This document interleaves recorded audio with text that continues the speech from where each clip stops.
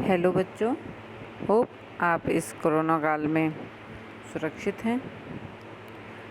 बच्चों, हमने अपने लास्ट वीडियो में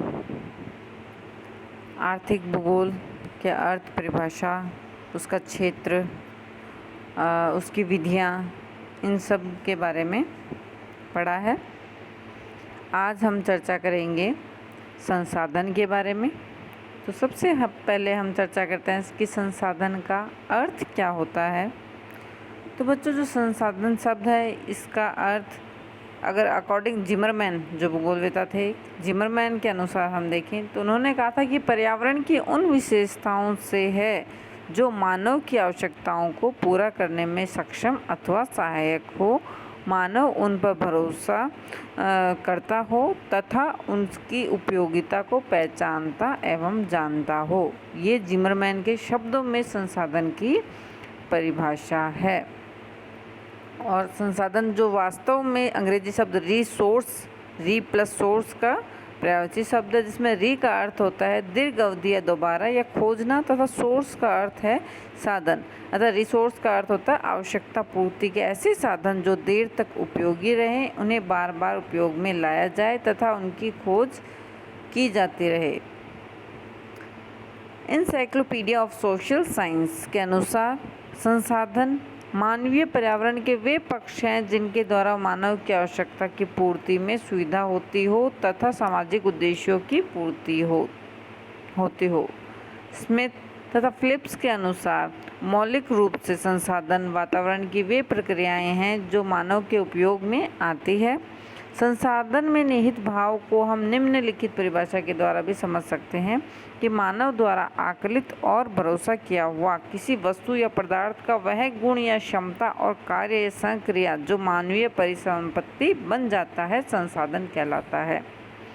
बच्चों, संसाधन का सीधा सा अर्थ है हम किसी भी वस्तु को अपने उपयोग के हिसाब से अगर काम में उसको ढाल लें, उसकी क्षमता में परिवर्तन कर दें, तो वो संसाधन बन जाता है। कोई वस्तु है जो अनुपयोगी पड़ी है, लेकिन हम उसे उसकी क्षमता में वृद्धि कर दें, वो हमारे काम आ पाए, तो वो जो वस्तु है वो संसाधन बन जाती है। अब इसमें आगे जैसे लिखा हुआ ही है, आपके स्क्रीन पर आप देख पा रहे हैं, अर्थात वे पदार्थ या वस्तुएं या ऊर्जा स्रोत जिस पर कोई मानव सहायता के लिए या किसी आवश्यकता की पूर्ति के लिए निर्भर करता है, वे संसाधन कहलाते हैं। दूसरे शब्दों में, किन्हीं निश्चित उद्देश्यों की पूर्ति के लिए जो भी उपाय काम में लाए जाते हैं, वे संसाधन होते हैं।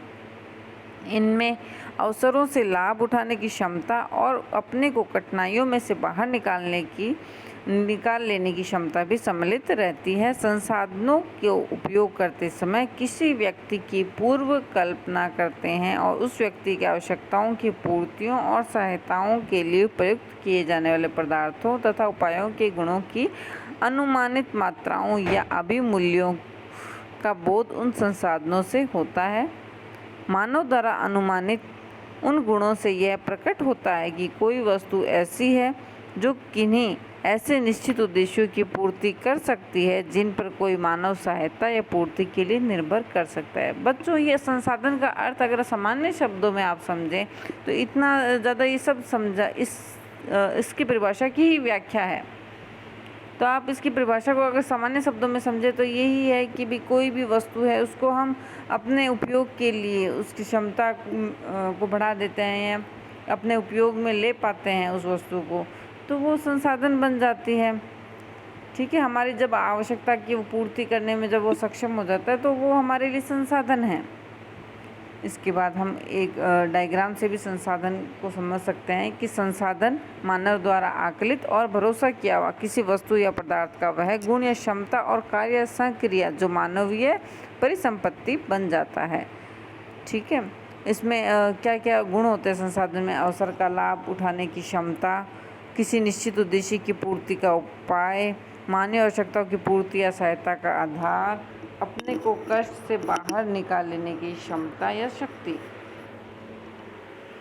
इसके बाद बच्चों, इसका मतलब सामान्य शब्दों में क्या है? संसाधन मानव की आवश्यकता की पूर्ति के लिए जिन पदार्थों, ऊर्जा का, मानव का उपायों का या संस्कृति का उपयोग किया जाता है उनको संसाधन कहते हैं। प्रकृति, मानव और संस्कृति तीनों की ही अन्योन्य या पारस्परिक क्रियाओं के द्वारा ही संसाधन का निर्माण होता है। कुछ उदाहरण से हम इसको समझेंगे कि जैसे भूमि है, भूमि पर कृषि की जाती है, निर्माण उद्योगों की इमारतें बनाई जाती है, परिवहन के लिए रेल मार्ग, मोटर मार्ग आदि बनाए जाते हैं, व्यापार आदि के गोदाम तथा कार्यालय बनाए जाते हैं। तो भूमि भी क्या हो गई, एक संसाधन, क्योंकि हम उस भूमि को काम में ले रहे हैं, हमारे उपयोग में आ रही है वो भूमि, इसलिए वो भूमि एक संसाधन है। कृषि के फसलों की उपज मिट्टी की उर्वरता पर निर्भर करती है और मिट्टी में ही सब पेड़ पौधे वन आदि उत्पन्न होते हैं। तो मिट्टी भी एक संसाधन है, क्योंकि वो मिट्टी के कारण ही हम कृषि कर पा रहे हैं। कुओं और तालाब से जल से अथवा नहरों के जल से सिंचाई की जाती है, जिससे उत्पादन बढ़ता है। नहरों तथा नदियों में नावों या जलपोतों द्वारा नौ परिवहन भी होता है। अतः इस प्रकार प्रयोग में किया गया जल भी एक संसाधन है। वनों से प्राप्त लकड़ी से मकान, पुल, नाव, फर्नीचर, कागज, दिया सलाई, नकली रेशम आदि बनाए जाते हैं। अतः वन भी एक संसाधन है। लोहा, तांबा, जस्ता, एल्यूमिनियम, रागा, सोना आदि खनिज पदार्थों से मशीन, यंत्र, तार, सिक्के आदि बनाए जाते हैं। तो ये भी खनिज संसाधन हैं। इसके बाद बच्चों, कोयला, पेट्रोल, प्राकृतिक गैस, जल विद्युत और परमाणु शक्ति से फैक्ट्रियां, कारखाना, प्लांट, वर्कशॉप, परिवहन के वाहन, रेलगाड़ी, जहाज आदि चलाए जाते हैं। तो ये शक्ति या ऊर्जा संसाधन है। तो बच्चों, ये संसाधनों के उदाहरण हैं।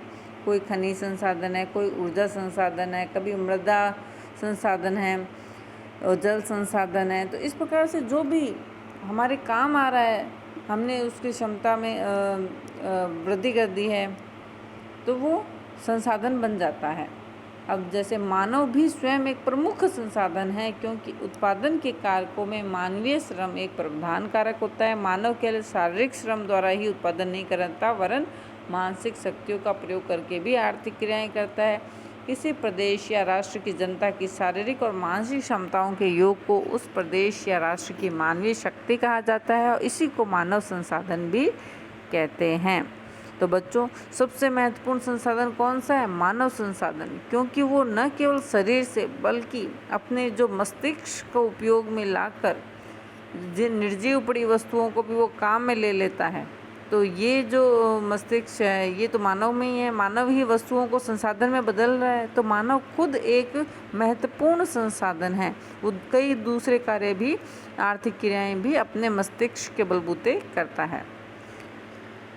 उपाय या संस्कृति को भी एक प्रकार का संसाधन माना जाता है। वास्तव में मानव संसाधनों का निर्माण करने वाला कारक है और मानव अपने द्वारा अपने लिए संसाधनों का निर्माण करता है। संसाधनों के निर्माण में तथा संसाधनों के उपयोग में मानव अपनी संस्कृति का प्रयोग करता है। इस संस्कृति के अंतर्गत मानवीय ज्ञान, दक्षताएं, औजार, यंत्र, संचार तथा परिवहन के साधन, सामाजिक संस्थाएं, आर्थिक प्रणालियां आदि सम्मिलित होते हैं। संस्कृति की सहायता लेकर ही किसी प्रदेश या क्षेत्र का मानव वर्ग वहाँ के प्राकृतिक संसाधनों का उपयोग करता है, उनका विकास करता है। इस प्रकार किसी भी प्रदेश की संस्कृति का निर्माण भी स्वयं मानव वर्ग ही करता है। मानव अपनी संस्कृति का निर्माण करके प्राकृतिक संसाधनों का निर्माण तथा विकास करता है। संसाधन निर्माण में संस्कृति तो मानव का अस्त्र शस्त्र है तथा प्रकृति का आधार है। इस प्रकार बच्चों, संस्कृति भी एक संसाधन है।